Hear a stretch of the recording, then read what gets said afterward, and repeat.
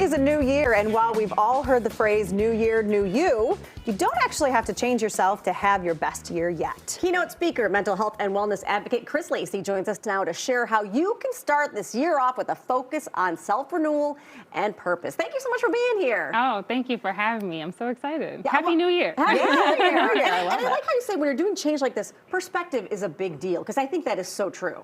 Oh, absolutely. One of the things that I always say when working with my clients, because I essentially work with organizations to help them with employee burnout and wellness, and it all starts with mindset. And I always say your perspective is your power. That's something that you have to remember, because the way that we see ourselves, the way that we view ourselves, determine how we show up in the world.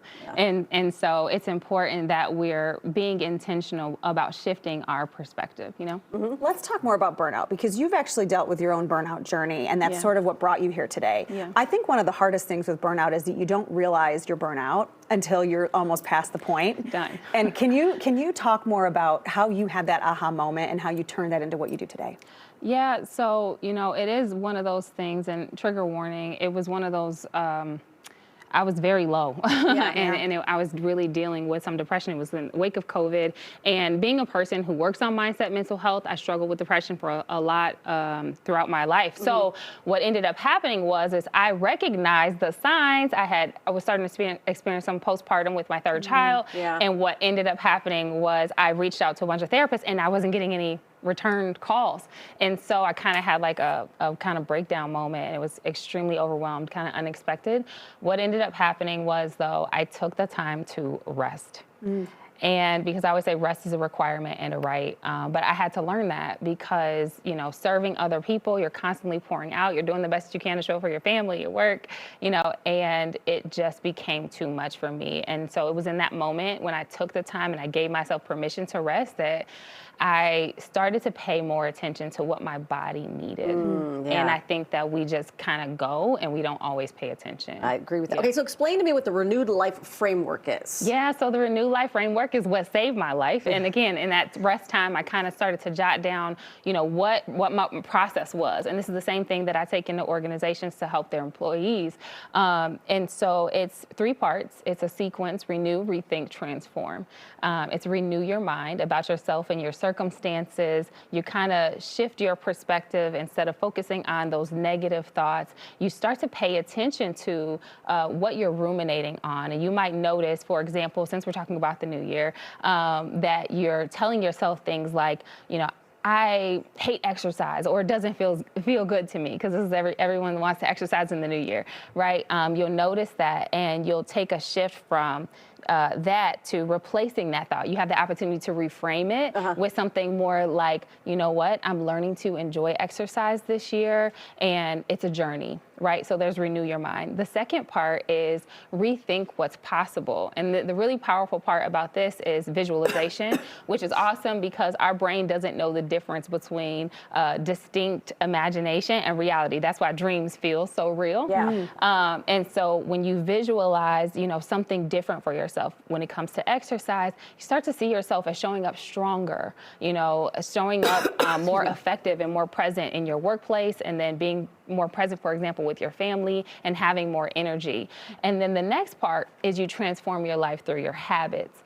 Because you've created this new alignment and now you understand what's important to you, you can start to build systems or habits around what aligns with you. And so, for example, with exercise, I didn't like exercise, but I remember I love movement. I love to dance. Now I'm going to sign up for a simple class that's something that I can enjoy. Now I am exercising, but I'm doing something that, you know, that really does align with me and feels good, and I'm getting that movement in. How important is it to build, in this process, to build authentic relationships? Would you say overall that's something that is critical to sort of renewing yourself? Oh, for sure. Authentic relationships are necessary. Like I shared, you know, in my own life, you have to have people who, when you kind of crash, because we'll have moments, right? We lose motivation. Sometimes we forget who we are.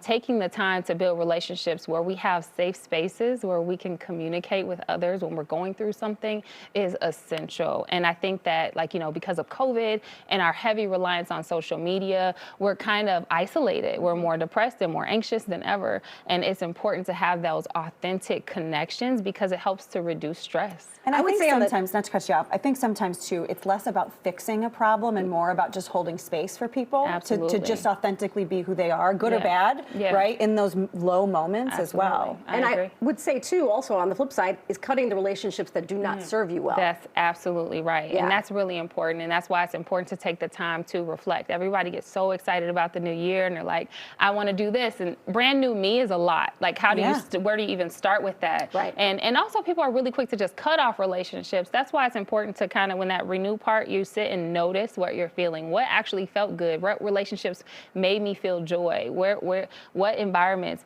where did I feel uplifted?